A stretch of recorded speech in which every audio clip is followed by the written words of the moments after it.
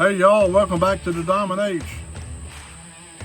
I thought I'd bring y'all along on a little trip to go check on some weeds and brush that I sprayed the other day. See how that's coming along. It hadn't been quite a week, so it takes about 7 to 10 days for that stuff to kick in. Got a lot of thick brush around a creek bed here that's impossible to cross. And the only way to get rid of it is cut it or spray it. And some of that is not possible to cut because you can't get close enough to the edge, even when you back up. So the best possible solution is to spray it with some brush killer. So that's what we did.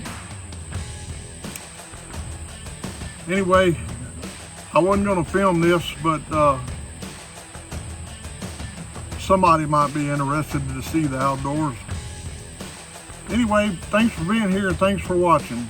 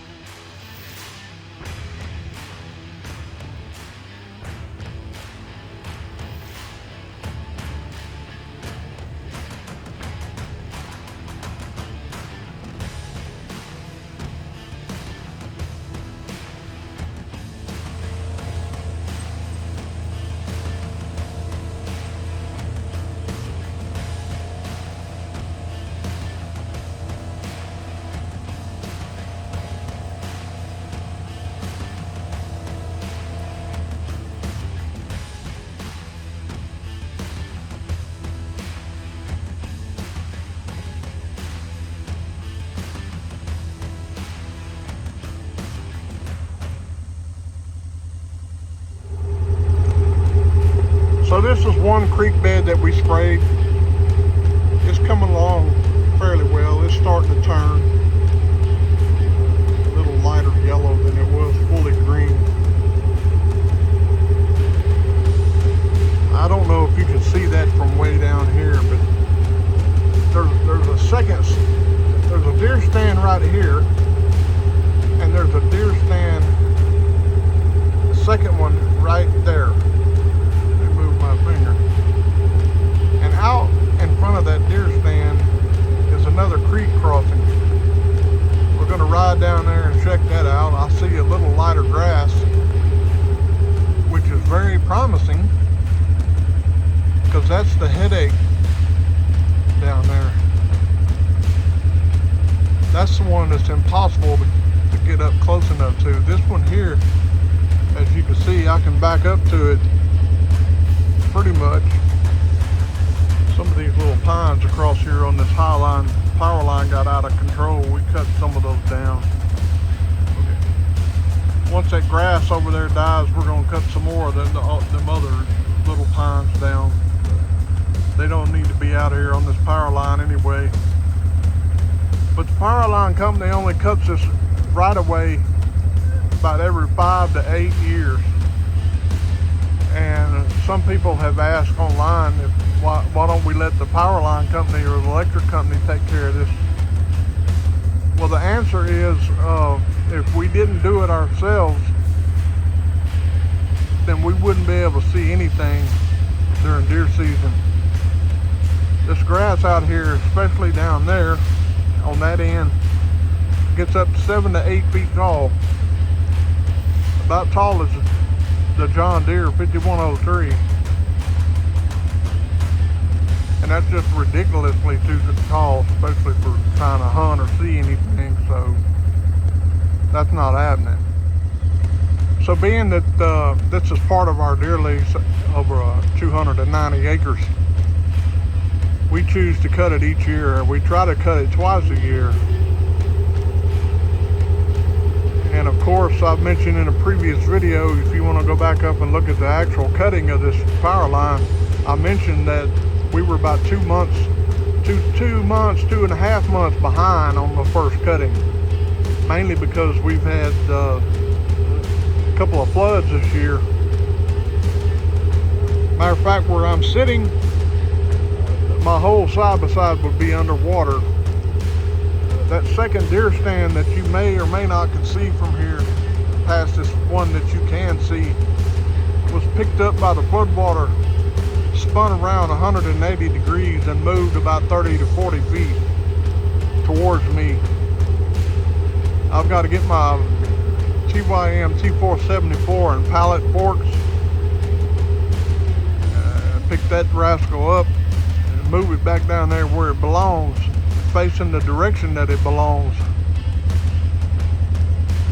I'll try to get that recorded that day, whatever day we choose to come down here and do that. The swamp that I just crossed in the side by side is still wet and soggy. It was getting pretty decent the day we came out here to cut this power line. Now it's gotten soggy again because I've gotten 1.5 inches of rain since then. Actually, we've gotten 2 rains. So it's one of them deals, hurry up and wait or back up and punt. Let's ride down there and check on that creek down there. Well, here we are down here at that second creek I was pointing at, back up the power line. This is turning nicely. This was just green, green, green. Is that green grass over there? And you can tell where I sprayed. I have not finished spraying over here, as you can tell. I don't know about the color on this camera, but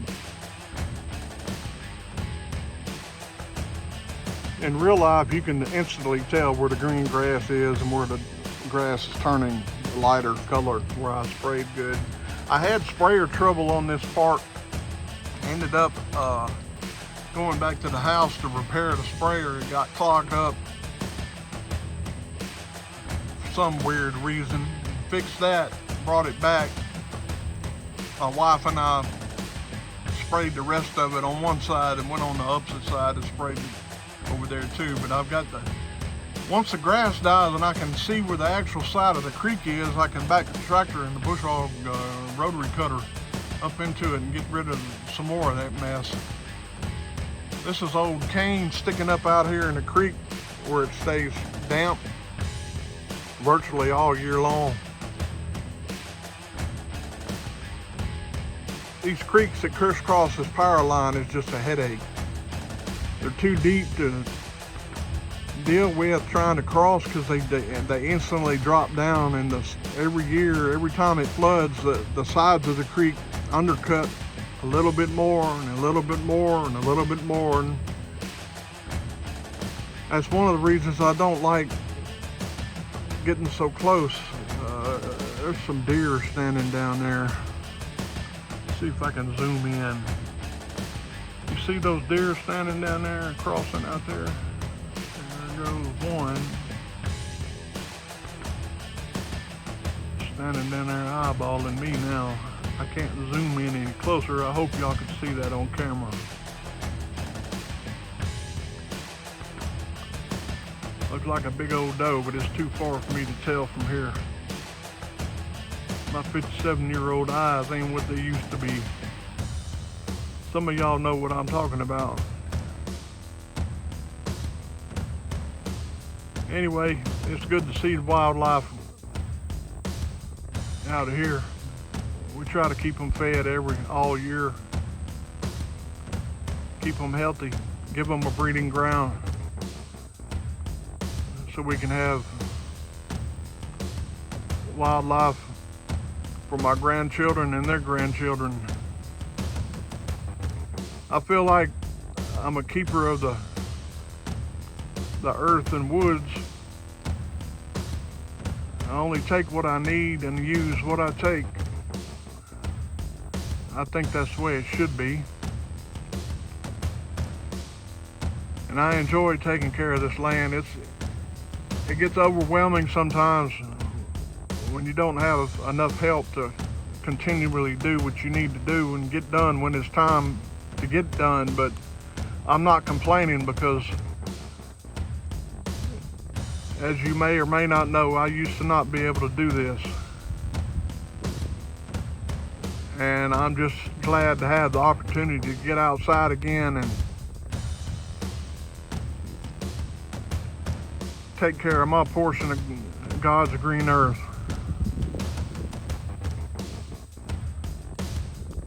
Let me cross the creek. That deer is gone. I don't want to disturb it too much. I know there's some does that have some fawns in here. While we were cutting this power line the other day, I had a set of twins hiding in the bushes. They didn't much act like they were scared of us, and we didn't shoo them off. We just let them ease off into the woods and carried on with our business and let them carry on with their business. Anyway, let me shut up, cross this creek, and we'll go look at the other side, see how well that's doing over there. These weeds and brush over here is wilting pretty good, so this side is progressing okay.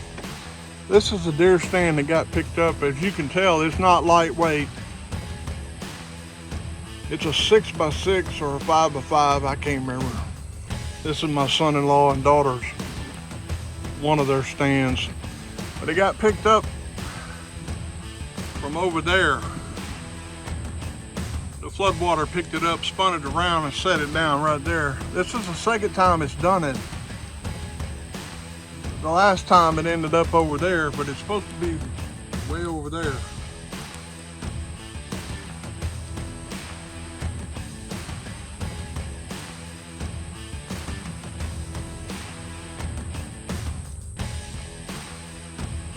That spot of grass that you see that's not cut, that's all water. The big low spot with standing in water, there's no way to get a tractor through there unless you want to get it stuck and plant. Have baby tractors next year. Anyway, thanks for coming along on the tour with me. Hope you enjoyed the ride. I'm gonna head back to the house where it's a little cooler in the shop because it's only 97 degrees out here. Y'all take care. Thanks for watching, and please subscribe to my channel if you like my content. We have a lot of outdoor activities, how-tos, humorous things, and just general discussions. Take care.